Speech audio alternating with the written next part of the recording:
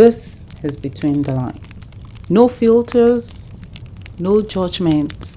Just you, your story, your faith, your real life, your journey, and everything between the lines. Assalamu alaikum, ma.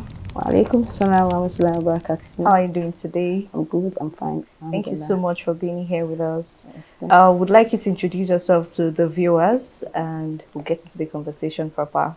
that's fine. My name is Ghaniyat, Animashaun. I'm a medical doctor. I'm happily married with kids. I have 3 kids to be precise. I'm from Lagos State. That's fine, that's all. All right, thank you so much.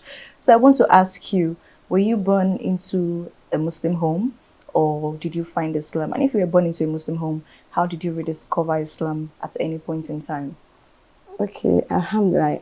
I must say alhamdulillah before I start this, because I was born into a Muslim home, but the kind of Muslim home I was born into was just a nominal Muslim home. What I mean is that my parents were just normal Muslims. They hardly pray their salat. They were not very conscious of the deen.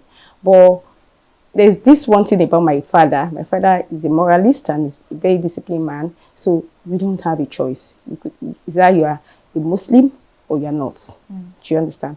That Islam itself, I don't think he really understood what Islam is. But he knows that you must be a Muslim. Just either you're just a Muslim or you're nothing else. So those were the options we had growing up.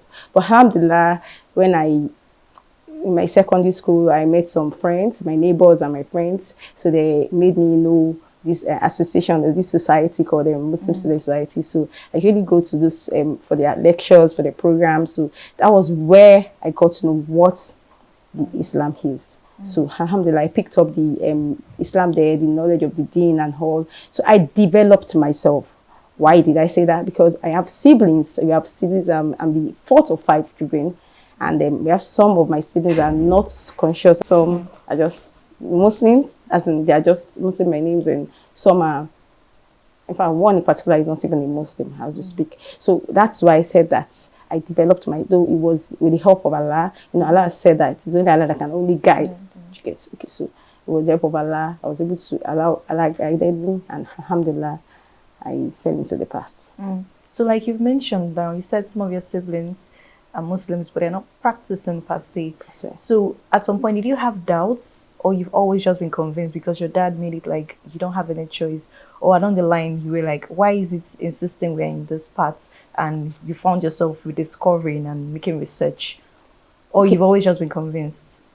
I can't 100% say I've always been convinced. At a point in my life, then when I was young, I remember that there was a time my parents, a neighbor introduced them to Christianity, so we started going to church. It was just for a short while. Then we were having some challenges. My parents were having some challenges in life, and we went to church for a short while. But alhamdulillah, along the way, maybe just for a year or something, we had to go back to the deen.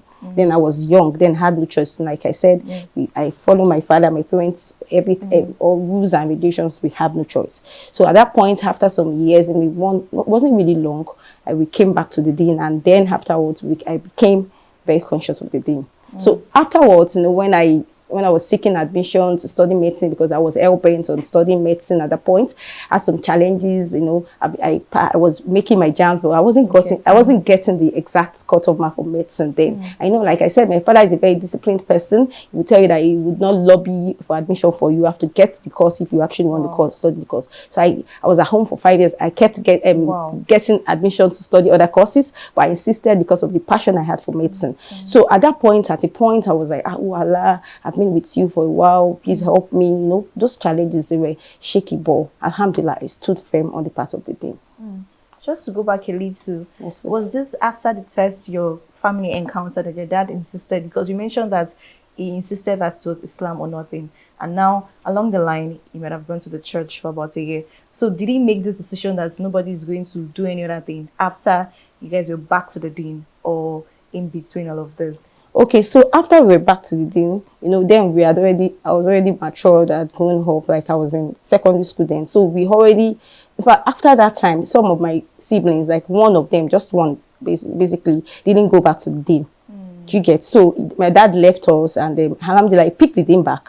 We saw the others aside the last one that left.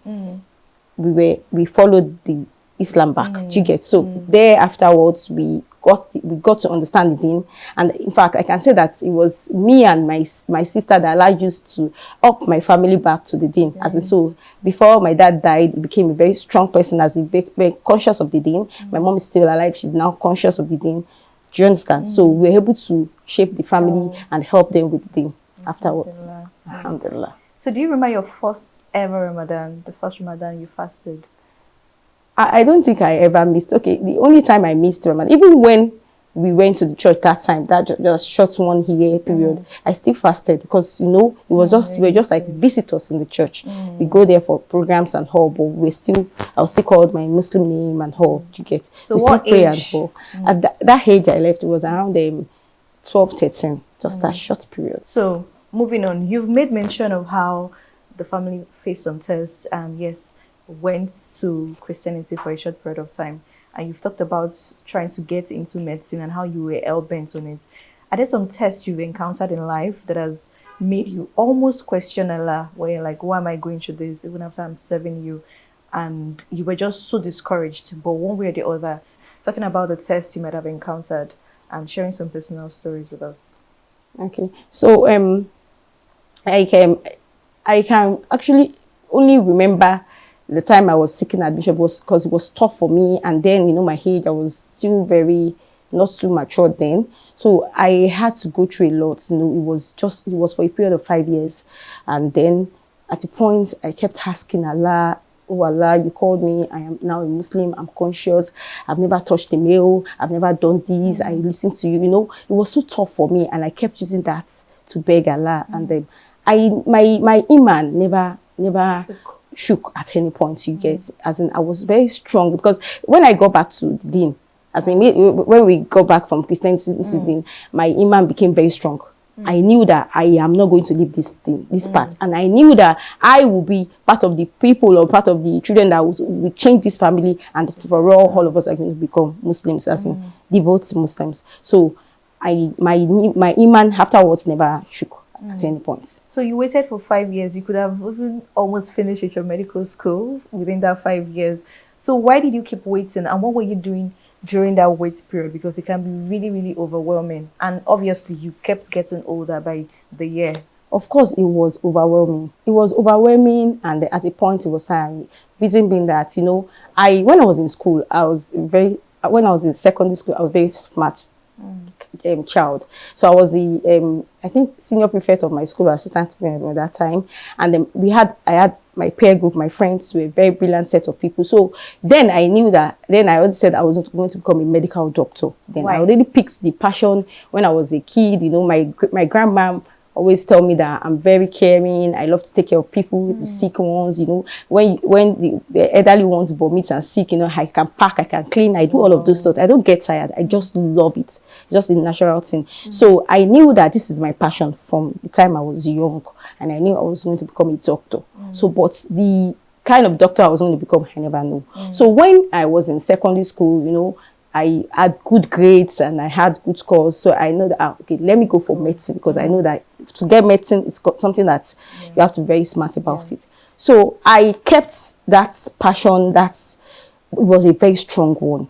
In fact, it was unbreakable. My dad tried to tell me to get other options. I told my dad no. So at that point, where I'm going to, my colleagues, they got admission instantly after secondary school. You know, some went for courses that they were going to spend 4 years courses, some 5 years. So they already graduated. In fact, my younger brother was already in his final year when I got admission. Wow. Do you understand? But I was all bent on doing medicine. I said either medicine or no other thing. What were you doing during that 5 years? So during that 5 years, I kept writing JAM. I kept getting admission. I got admission to study pharmacy, to study dentistry, to study microbiology at a point. And I said no. So those 5 years, I did some diploma courses. I love homemaking, tailoring. I have lots of skills. You know, I have diploma courses, those certifications in all of those. And it really helped me after I became a medical doctor. Do you understand? So that's the passion that kept me from when I was young till now.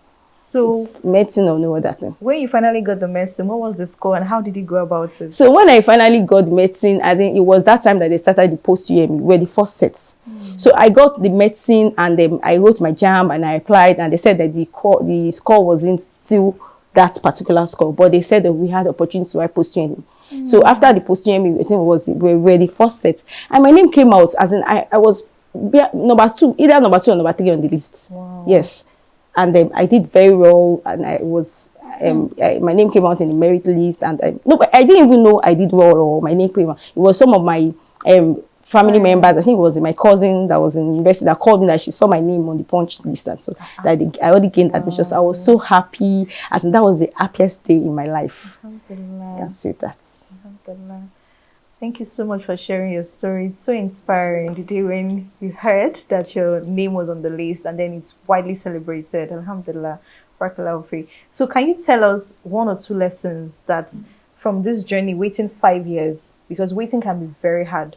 What are those 2 major lessons or more that you held on to after then that you felt like, this was the reason, or this is what I picked from this life experience of mine? Okay, so I have lots of lessons from it, and those lessons are still the lessons that are helping me in my daily life. So I was determined, you know. I knew that I can study this medicine. I have the power, I have the capacity, so why not study? Then I was also, you know, I was